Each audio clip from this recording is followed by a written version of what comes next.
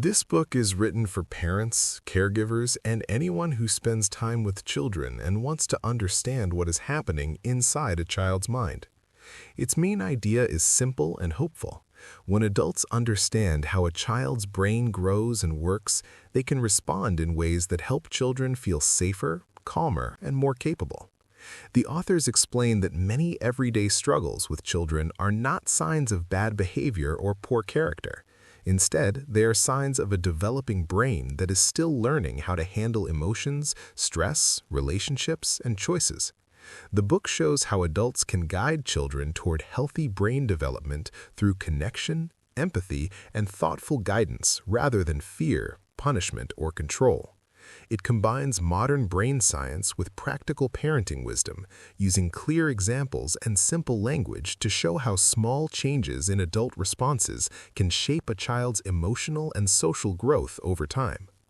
At the heart of the book is the idea that the brain is made of many parts that develop at different speeds and have different jobs. A child is not born with a fully developed brain. The parts that help with planning, reasoning, calming down, and understanding consequences take many years to mature. Because of this, children often react strongly to feelings and have trouble stopping themselves, especially when they are tired, hungry, stressed, or overwhelmed. The book encourages adults to see these moments not as failures, but as opportunities to help the brain grow. Each caring interaction helps wire the brain toward balance and resilience. Over time, repeated experiences of being understood and guided help children build the skills they will later use on their own. One major idea the book returns to again and again is integration. Integration means that different parts of the brain work together in a coordinated way. When the brain is integrated, a child can feel emotions but not be controlled by them, think clearly even when upset, and connect with others while staying true to themselves. When integration is missing, children may feel chaotic inside, swing quickly from calm to upset, or seem stuck in rigid patterns of behavior. The authors explain that mental health and emotional well-being are closely tied to how integrated the brain is. Parenting, therefore, is not just about managing behavior in the moment, but about helping the brain become more connected and balanced over time. The book introduces a simple picture of the brain to help adults understand children's reactions. One part of the brain is responsible for strong emotions, instincts, and survival responses like fear, anger, and excitement. This part develops early and works very fast. Another part of the brain helps with reasoning, self-control, empathy, and decision-making. This part develops much later and works more slowly. In young children, the emotional part often takes over because the reasoning part is still under construction. When a child has a tantrum, yells, hits, or shuts down, it often means the emotional brain is in charge. Expecting calm logic from a child in this state is unrealistic. Instead, the adult's role is to help the child feel safe enough for the reasoning part of the brain to come back online. Rather than trying to control or shut down emotions, the book emphasizes the importance of connection. When a child is overwhelmed, they need to feel understood before they can learn or change. This does not mean approving of bad behavior, but it does mean recognizing and accepting the feelings behind it. When adults respond with calm voices, gentle touch when appropriate, and words that show understanding, they send a powerful signal of safety. This helps soothe the emotional brain. Once the child is calmer, the adult can then guide behavior, talk about choices, and teach lessons. This approach is summarized by the idea that connection comes before correction. Without connection, correction often fails or leads to more conflict. The authors also explain how the two sides of the brain play different roles. One side tends to focus on language, logic, and details, while the other side is more involved with emotions, images, and the big picture. Both sides are important, and problems can arise when one side dominates and the other is ignored. Children sometimes feel things deeply but cannot put those feelings into words. Other times, they may talk a lot but be disconnected from their emotional experience. Helping children link words to feelings helps both sides of the brain work together. When adults listen carefully and help children name what they are feeling, they help create these important connections. Over time, children become better at understanding themselves and communicating their inner experiences. Storytelling is described as a powerful tool for brain integration. When children talk about experiences, especially difficult ones, they are able to organize their memories and make sense of what happened. This process can reduce fear and confusion. Adults can help by gently asking questions, filling in gaps, and offering comfort without forcing the child to talk before they are ready. By revisiting experiences in a safe and supportive way, children learn that feelings and memories can be managed rather than avoided. This helps them build resilience and emotional strength. Another key idea in the book is the balance between emotional and logical responses. Children need help learning when to listen to their feelings and when to use thinking skills. Strong emotions are not the enemy. They carry important information and energy. The problem arises when emotions completely overpower thinking.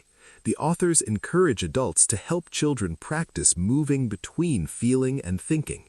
This can be done through playful activities, calm conversations after conflicts, and modeling emotional awareness in everyday life. When adults show how they notice their own feelings and make thoughtful choices, they learn by example. The book also discusses the difference between reacting and responding. Reacting is fast and driven by emotion, while responding involves a pause and a choice. Children are still learning how to pause. Adults can support this learning by creating environments that reduce unnecessary stress and by offering guidance instead of punishment. When children feel constantly threatened or judged, their brains stay in survival mode, making self-control even harder. A sense of safety and trust allows the brain to grow in healthier ways. Memory plays an important role in emotional development. The book explains that children store experiences differently depending on how intense and emotional they are. Very stressful or frightening events can be stored in a raw and unorganized way, making them easily triggered later. Helping children talk about these experiences, feel supported, and understand what happened helps turn these memories into more manageable forms. This process helps reduce anxiety and allows children to move forward without being stuck in the past. The authors also explore how children develop a sense of self.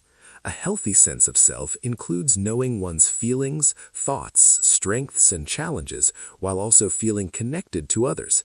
This balance between individuality and connection is another form of integration. When children feel too controlled by others or too disconnected from relationships, problems can arise.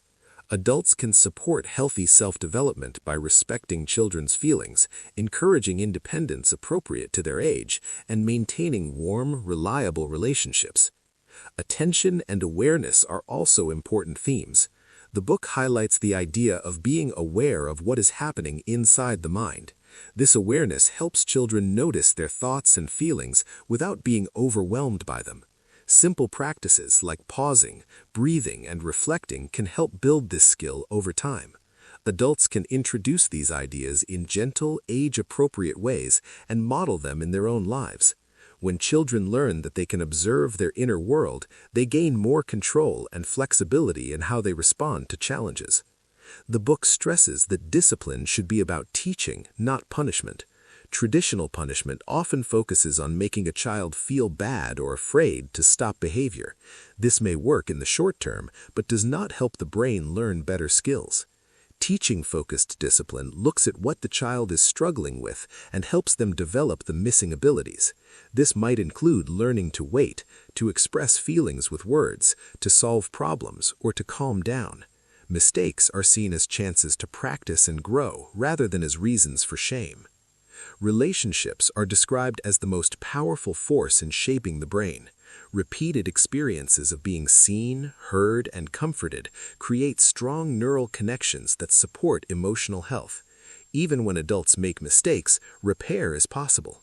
Apologizing, reconnecting, and trying again show children that relationships can survive conflict. This builds trust and security. The book reassures parents that perfection is not required. What matters most is being present, responsive, and willing to learn alongside the child. The authors also address common challenges such as tantrums, defiance, anxiety, and sibling conflict. In each case, they encourage adults to look beneath the behavior to the underlying brain processes and unmet needs. A tantrum may be a sign of overload, not manipulation. Defiance may reflect a need for autonomy or a lack of skills to handle frustration. Anxiety may come from a brain that is constantly scanning for danger. Understanding these possibilities allows adults to respond with curiosity and compassion rather than anger. Play is highlighted as an essential part of brain development. Through play, children practice emotional regulation, problem-solving, and social skills. Play helps integrate different parts of the brain and allows children to process experiences in a natural way. When adults join children in play, they strengthen their connection and gain insight into the child's inner world. Even simple, playful